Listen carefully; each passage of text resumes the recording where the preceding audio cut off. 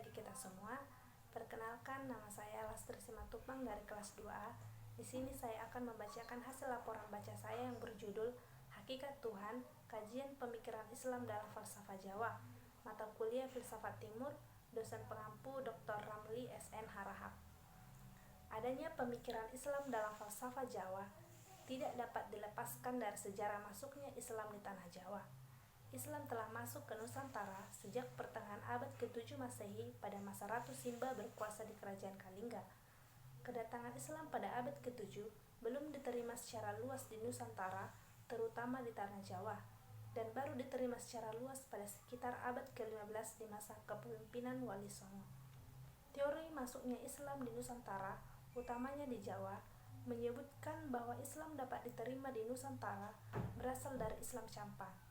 Keberadaan Wali Songo sebagai penyiar Islam yang ajarannya diterima di Nusantara berawal dari kedatangan dua bersaudara putra Syekh Ibrahim Asmarakandi yang berasal dari negeri Campa ke Jawa sekitar tahun 1140 Masehi sebagai tonggak dimulainya proses dakwah Islam di Nusantara.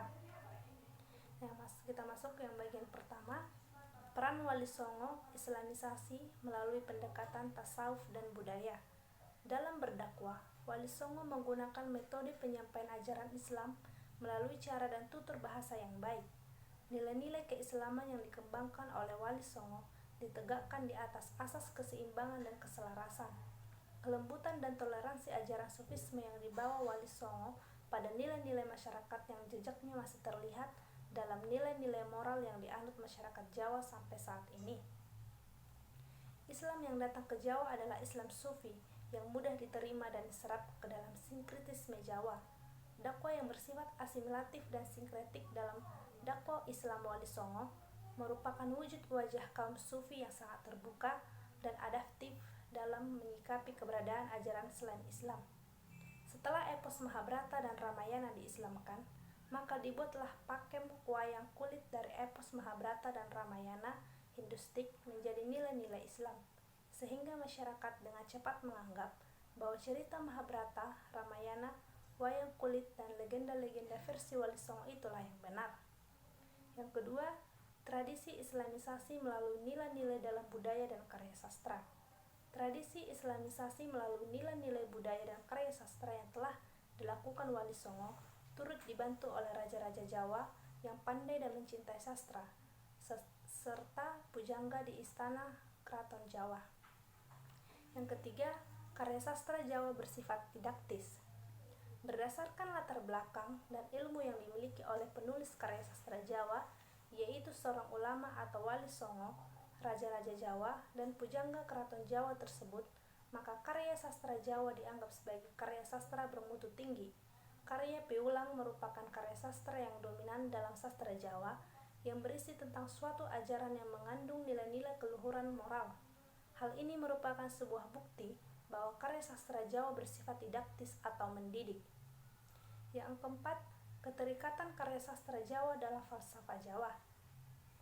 Berbeda dengan falsafah Barat yang dirumuskan melalui logika berpikir secara langsung dan bersifat lugas, maka falsafah Jawa justru disampaikan dalam bentuk ungkapan-ungkapan, renungan-renungan, berbentuk perlembangan dan kiasan yang dituliskan dalam karya sastra Jawa.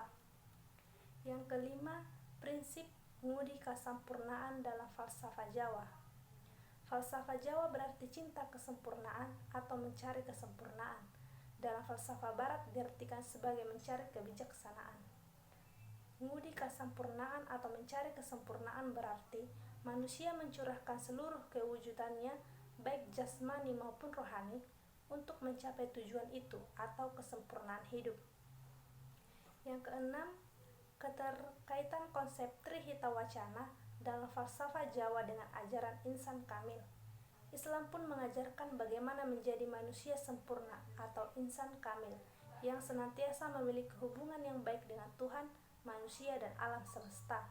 Yang ketujuh, hakikat pemikiran dalam falsafah Jawa ini dibagi menjadi 3 konsep. Yang pertama, konsep Tankena Kinayagapa. Dalam konsep Tankena Kinayagapa ini, unsur yang paling utama dalam beragama Jawa ialah kepercayaan bahwa adanya Tuhan. Orang Jawa menggambarkan keberadaan Tuhan dengan konsep tan kena kinaya gapa, yang berarti Tuhan tidak dapat dibayangkan keadaannya. Yang kedua, konsep Gusti Allah ora sare. Gusti Allah ora sare berarti Allah atau Tuhan tidak tidur. Maksud tidur yaitu Allah senantiasa terjaga di setiap masa. Allah juga mengetahui segala perbuatan yang dilakukan manusia, baik atau buruknya, dan mengetahui segala yang ada di alam semesta. Yang ketiga, konsep sangkan parang. Konsep sangkan parang dalam falsafah Jawa bertujuan untuk menanyakan awal dan akhir dari penciptaan seluruh isi di alam semesta ini. Konsep sangkan parang dalam falsafah Jawa dibagi menjadi 3 hal, yaitu yang pertama, sangkan paraning dumadi, yang berarti awal dan akhir dari penciptaan alam semesta. Yang kedua, sangkan paraning manungsa, yang berarti awal dan akhir dari penciptaan manusia.